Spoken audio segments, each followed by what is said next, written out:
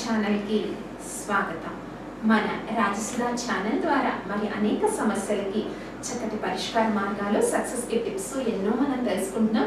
చక్కటి పండగల గురించి, వాటిలో ఉన్న శాస్త్రీయత గురించి ఎన్నో మన ఛానల్ ద్వారా చక్కగా తెలియజేస్తున్నాను। అయితే ఈ రోజు మనం తెలుసుకోబోయేది స్త్రీలందరికీ కూడా ఆసక్తికరమైన అంశం అండి। ఇది శ్రావణ మాసంలో మంగళగౌరి పూజలు చేసేటప్పుడు మరి చాలా వరకు మంగళగౌరిలో కాటుక పట్టడం అన్నది చాలా ప్రధానమైనది। మరి ఈ కాటుకని ఏ రకంగా పడతారు, మరి కాటుక మంగళగౌరి వాయనంలో ఇచ్చే కాటుకను కంటికి పెట్టుకోవడం వల్ల ఎలాంటి సమస్యలు దూరం అవుతాయి, ఇలాంటి ముఖ్యమైన విషయాలు తెలుసుకుందాం। అయితే మంగళగౌరి వ్రతంలో ప్రధానంగా పెళ్ళైన 5 సంవత్సరాలు కొత్త పెళ్లి కూతుర్లు చేసుకుంటూ ఉంటారు, నోము నోచుకుంటూ ఉంటారు। ఇది పుట్టింటి వాళ్ళు నోయిపిస్తూ ఉంటారు ఈ నోములు, లేదా అత్తింట్లో అయినా నోచుకుంటారు। ఎందుకంటే తన కొడుకుకి దీర్ఘాయువు కలుగుతుంది అంటే ఏ అత్తగారు ఒప్పుకోదండి, అందరి చేత నోయిపిస్తుంది, కోడల చేత నోయిపిస్తుంది। కాబట్టి ఈ మంగళగౌరి నోమును వచ్చేటప్పుడు ప్రధానంగా కాటుక పట్టడం। కాటుక ఎలా పడతారంటే ఒక రాగి పళ్ళానికి గంధాన్ని, అరగదీసిన గంధం అండి, అరగదీసిన గంధాన్ని పోసి కింద పిండి దీపాలు సిద్ధం చేసుకోవాలని చెప్పాను లాస్ట్ ఎపిసోడ్ లో। అంటే బీపిండి బెల్లం కలిపిన మిశ్రమం దీపంలా చేసి అందులో ఆవు నెయ్యి వేసి దీపం వెలిగిస్తారు। మంగళగౌరిలో 5 పిండి దీపాలను వెలిగించాలి।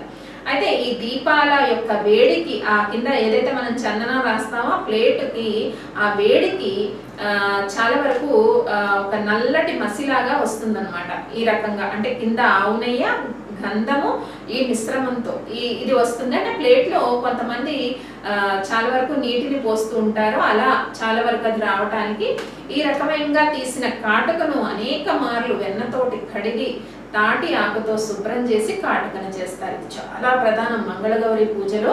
మరి ఈ కాటుకని ఎవరైతే కళ్ళకు పెట్టుకుంటారో, మరి చాలా వరకు ఇప్పుడు చిన్న పిల్లలకే కళ్ళజోళ్ళు వస్తున్నాయి, కంటికి సంబంధించిన అనారోగ్య సమస్యలు ఎన్నో వస్తున్నాయి। అయితే ఆముదపు దీపాన్ని మనము ఎన్నో సార్లు అలాగా చూస్తే కంటికి సంబంధించిన అనారోగ్య సమస్యలు తగ్గుతాయట, ఇది కూడా శాస్త్రీయత ఉంది।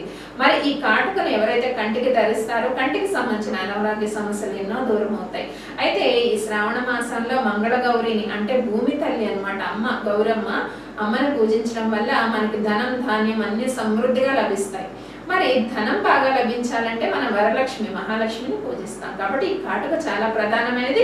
ఇది ఎలా పట్టాలో కూడా తెలుసుకున్నాం। చాలా వరకు 5 తోరాలని సిద్ధం చేసుకుని, ఒకటి అమ్మవారికి, ఒకటి మనకి 3 తోరాలని ముత్తైదులకి మంగళగౌరి వాయనంలో ఇస్తారు। వెదురు బుట్టలో వాయనం ఇవ్వాలి। వెదురు బుట్టలో మొలకెత్తిన శనగలు, పసుపు, కుంకుమ, పండు, తాంబూలము, మరి మెట్టలు, నల్లపూసలు ఇవన్నీ కూడా వాయనంగా ఇస్తూ ఉంటారు। మరి ఈ రకమైన వాయనం తీసుకోవడం వల్ల చక్కటి సౌభాగ్యం, పూజ చేసుకోవడమే కాదండి, వాయనం తీసుకోవడం చక్కటి సౌభాగ్యం। మంగళగౌరి వాయనం తీసుకుంటే చక్కగా దీర్ఘాయువు భర్తకి, మరి ఏ స్త్రీ అయినా ఎంత ధనం ఉన్నా కానీ మనకి ఏది కూడా మన ముందు ఉండదు।